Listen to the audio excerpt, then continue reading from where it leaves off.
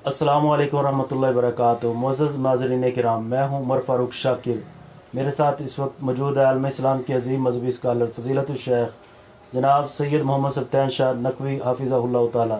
नाज़रीन किराम, रात ये ख़बर जंगल में आग की तरह फैल गई कि कादियानियों को अक़लीती हुकूमती ओहदे पे शामिल किया जा रहा है, जिसकी वजह से मुसलमानों में एक शदीद गम व गुस्से की लहर दौड़ गई कि ये ऐसा क्यों होने जा रहा है।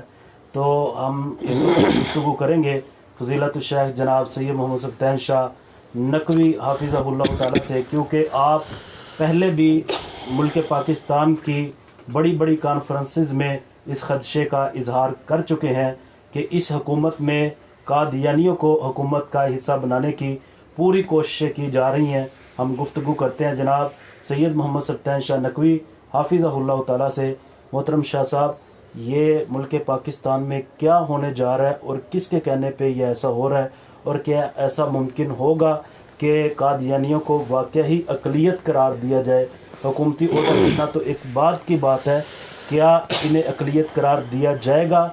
अगर करार दिया जाए तो क्या ओहदा मिलना चाहिए?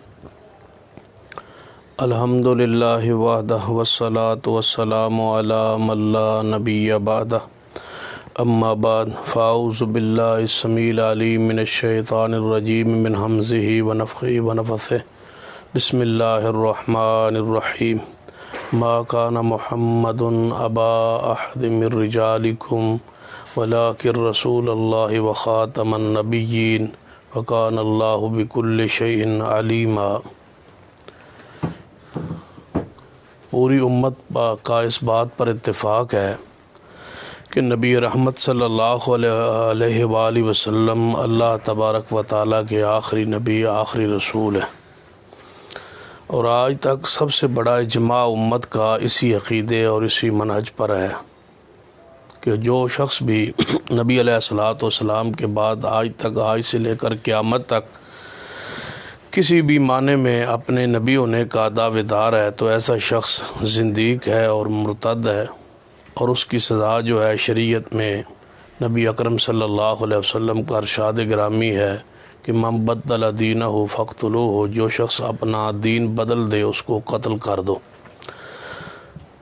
इस लिहाज से कादियानी जो है वो सिर्फ़ काफिर ही नहीं बल्कि साथ साथ वो मुर्तद भी है। और पाकिस्तान में सबसे पहले बफ़ज़लिल्लाह ताला मैंने ही तकारीर में इस आवाज़ को बुलंद किया था कि मिर्ज़ाई जो है वो सिर्फ़ काफिर नहीं बल्कि मुर्तद। कादियानी कौन है जानते हो? कादियानी काफिर हैं या नहीं? कुछ ही बोलो।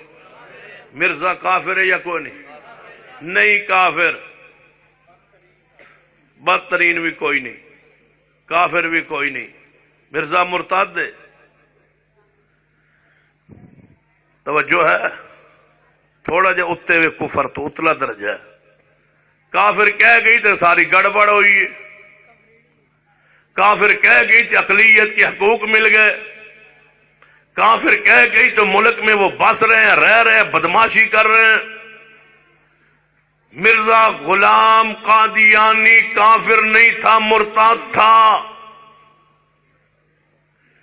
पहले मुसलमान रहा, फिर उसने कुफर किया, नबी होने का दावा किया। जो मुसलमान हो के कुफर करे वो काफिर नहीं होता, वो मुर्तद होता है। यही खता हुई उलमाए उम्मत से। पूरी बसीरत से कह रहा हूं, उलमा की यकीनन ये अल्फाज रिकॉर्ड हो रहे हैं, उलमाए किराम के पास जाएंगे, वो सुनेंगे। मैं मानता हूं 200 उलमा के एक फतवे पर दस्तखत किए, वो फतवा लिखा मौलाना मोहम्मद हुसैन बटालवी अहले हदीस के सरखैल ने। सबसे पहले अपने उस्ताद सैयद नज़ीर हुसैन मुहद्दिस देलवी से दस्तखत करवाए, जिसमें 188 सफ़े लिखे कि ये मिर्जे के अकायद हैं, वो काफिर है या नहीं। उन्होंने 200 उलमा से मिले, पूरे बरसगीर का चक्कर लगा के 200 उलमा से साइन लिए उस्ताद फतवे पर। اور وہ مرزے کو کافر ہونے پر علماء امت نے وہ اتفاق کیا اور فتوے پر دستخط کر دیے. میں کہتا ہوں ان 200 علماء سے اجتہادی خطا ہوئی ہے، وہ اپنے خلوص کا ثواب پا گئے، اپنے اجتہاد کا ثواب پا گئے، اپنی محنت کا وہ اجر و ثواب پا گئے. لیکن سارے علماء سے اجتہادی خطا ہوئی ہے کہ وہ کافر نہیں تھا، وہ مرتد تھا. جب مرتد مان لیا جاتا پھر اسمبلی سے مرزے کو مرتد تسلیم کروایا جاتا، پھر شرعی سزا لاگو ہوتی. شرعی سزا یہ تھی کہ جو دین اسلام قبول کرنے کے بعد بدل لے اس کی سزا قتل ہے. مرزا ہوتا قتل، مرزے کو ماننے والے ہوتے واجب القتل. ان کو مرزائی ہونے کی وجہ سے قانونی تحفظ نہ ہوتا، گرفت ہوتی، گرفتار ہوتے، قانون جناب حرکت میں آتا، ان کو سزا ملتی، وہ سزائے موت ہوتی، وہ قتل کر دیے جاتے، لٹکا دیے جاتے. یہ ناپاک پودا رب کی زمین پر رہنے کے قابل ہی نہیں ہے. مرزائی عام کافر نہیں ہے، یہودیوں جیسے کافر نہیں ہے، عیسائی جیسے کافر نہیں ہے، یہ ہندوؤں جیسے کافر نہیں ہے، یہ سکھوں جیسے کافر نہیں ہے. سکھ ہو، کھتری ہو، ہندو ہو، عیسائی ہو، مجوسی ہو، یہودی ہو، وہ اللہ کی زمین پر رہ سکتا ہے. پیغمبر کو ماننے نہ ماننے یہ اس کی مرضی ہے. لا اکراہ فی الدین، دین میں جبر نہیں ہے. لیکن مرزائی اس کفر کا ارتداد کا نام ہے کہ یہ رب کی زمین پر نہیں رہ سکتا. اس کے وجود سے زمین کو پاک کرنا ضروری ہے، اس لیے کہ یہ کافر نہیں ہے، یہ مرتد ہے، اور مرتد کی سزا شریعت میں قتل ہے ہیں اور ان کی سزا جو ہے وہ واجب القتل ہے. اسلامی حکومت کی یہ ذمہ داری ہے کہ ان پر شرعی سزا لاگو کرے، لیکن یہاں معاملہ الٹ ہو گیا ہے. رات سے جب سے یہ بات سنی ہے تو انتہائی پریشان کن معاملہ ہے، اور ہمارے لیے یہ تاریخ پاکستان میں سیاہ ترین یہ دن اس حوالے سے یاد رکھا جائے گا.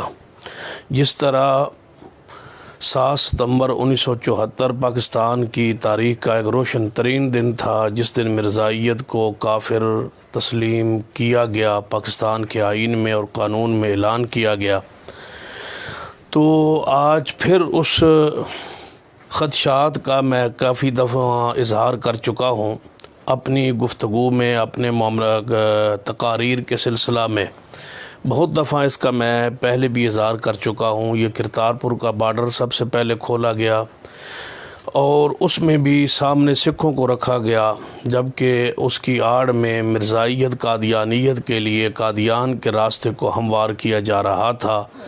لیکن بہت سارے لوگ جو اس پر نہیں مانتے تھے، لیکن آج وہ ہمارے جو تحفظات ہیں اس کو تقویت پہنچ رہی ہے کہ رات کو پاکستان کے وزیر اعظم عمران خان صاحب نے یہ فیصلہ کیا ہے اور یہ حکم دیا ہے مذہبی امور کو کہ آپ قومی جو کمیشن ہے اقلیت کا اس کو اثر نو ترتیب دیں اور اس کے ہر مذہب سے رکن لیا جائے، حتیٰ کہ مرزائی اور قادیانیت سے بھی ایک رکن لے لیا جائے. اور اس سے آگے جو افسوس کن معاملہ ہے وہ یہ ہے کہ اس کا سربراہ بھی کسی غیر مسلم کو بنایا جائے. اس قومی کمیشن کا سربراہ بھی جو ہے وہ کسی غیر مسلم کو بنایا جائے، اور مجھے خدشہ ہے اس بات کا کہ وہ بھی سیٹ، وہ بھی عہدہ، منصب جو ہے مرزائیت کو ہی دینے کا پروگرام اور پلان لگتا ہے.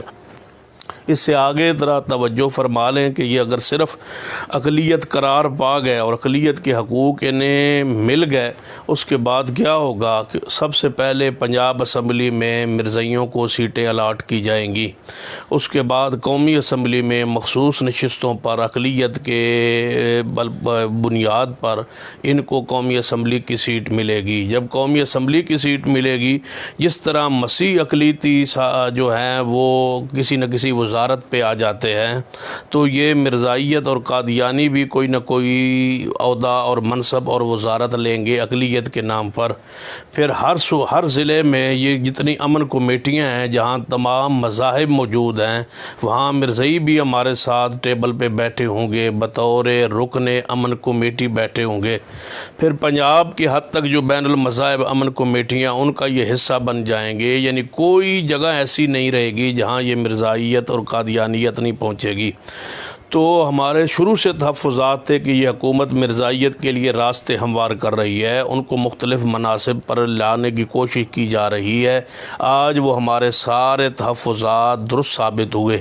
آج کہاں ہے وہ شیخ رشید جو پچھلی اسمبلی میں بول کے کہتا تھا کہ میری ختم نبوت کے لیے جان حاضر ہے؟ آج وہ اسی اسمبلی کا حصہ ہے اور اسی حکومت کا حصہ ہے۔ کیوں نہیں وہ رات سے لے کر اس وقت تک اس کی طرف کوئی کل سے لے کر یعنی آواز آج تک اس کی نہیں آئی؟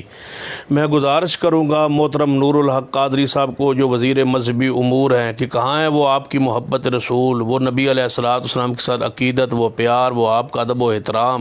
استعفیٰ دیجیے، اس حکومت کی جان چھڑائیے اور اس حکومت سے الگ ہو جائیے اور عقیدہ ختم نبوت کے لیے اپنی جان، اپنا ایمان، اپنا سب کچھ جو ہے اس پر اپنے ایمان کا مظاہرہ کیجیے اور اپنا سب کچھ قربان کر دیجیے، ورنہ قیامت والے دن اگر تم نے وزیر مذہبی امور کی حیثیت سے اگر تم نے قومی یہ اقلیتی کمیشن کو جناب اس کو قائم کر دیا اور اس کو اثر نو تشکیل دے دیا اور مرزائیت کو اس کا حصہ بنا دیا تو یہ ایسی تاریخ سے آپ اپنے ماتھے پر ایسا ایک سیاہ ٹیکا لگ جائے گا جس کی آپ ساری زندگی نہ دنیا میں نہ آخرت میں کوئی آپ کی جو ہے وہ رسوائی مقدر بن جائے گی اور کوئی ڈھوئی نہیں ہوگی نہ دنیا میں نہ آخرت میں۔ اس لیے میں گزارش کروں گا، حکومت سے مطالبہ کرنا چاہوں گا کہ ہر صورت میں اس فیصلے کو فوری طور واپس لیا جائے۔ مسلمان جان دے دیں گے لیکن یہ چیز برداشت نہیں کریں گے، اپنا سب کچھ لٹا دیں گے، لیکن عقیدہ ختم نبوت کے تحفظ کے لیے ہم اپنی اولادوں کو، اپنے مالوں کو، اپنی جانوں کو،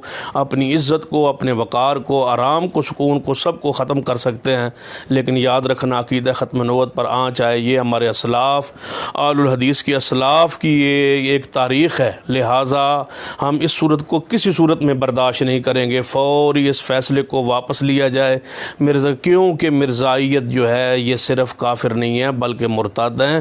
ہاں اگر اس صورت میں بھی اگر آپ نے یہ قدم اٹھانا ہی تھا تو جو آپ اس وقت خلیفہ ہے مرزائیوں کا نامراد مرزا مسرور جو ہے اس سے آپ لکھواتے کہ ہم غیر مسلم ہیں، ہم کافر ہیں، ہم تسلیم کرتے ہیں، لہذا پاکستان کے آئین میں لکھا ہوا ہے کہ یہ کافر ہیں، تو اس پاکستان کے آئین کو یہ مرزائی نہیں مانتے، یہ زندیق ہیں، کہتے ہیں کہ ہم مسلمان ہیں، بلکہ وہ ہمیں کافر کہتے ہیں۔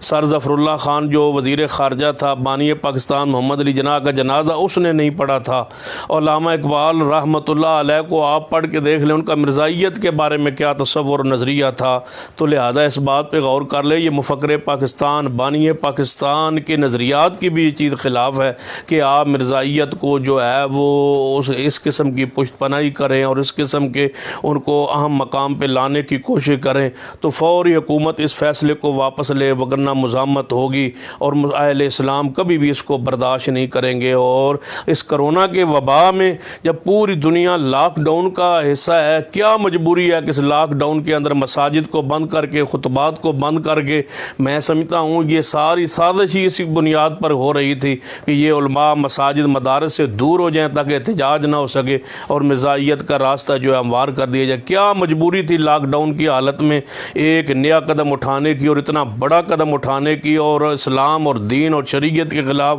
اور پاکستان کے آئین کے خلاف، جو پاکستان کے آئین کو وہ مرزائی نہیں مانتے اس کے خلاف اتنا بڑا آپ نے قدم اٹھایا ہے۔ یہ آپ کا قدم پاکستان کے آئین کے خلاف ہے، اسلام کے خلاف ہے، دین کے خلاف ہے، شریعت کے خلاف ہے۔ ہم اس فیصلے کو نہیں مانتے اور انشاءاللہ اس پر پوری مزاحمت کریں گے، چاہے ہماری اس پر جان لگ جائے۔ تو اہل اسلام کو چاہیے کہ اس پر اپنی غیرت کا، قوت کا مظاہرہ مظاہرہ کریں اور اس طرح اس تحریک کو چلا دیں سوشل میڈیا کے ذریعے. جس طرح بھی کسی کی طاقت استطاعت ہے وہ اپنی زبان کھولے اور اس کو سر عام اس کا رد کرے کہ ہم اس چیز کو کبھی برداشت نہیں کریں گے. اللہ تعالی ہمیں اس عہد پر قائم رکھے اور اسی پر زندہ رکھے اور اسی پر موت دے. اقول قولی ھذا واستغفر اللہ لی ولکم ولسائر المسلمین وآخر دعوایا الحمد للہ رب العالمین.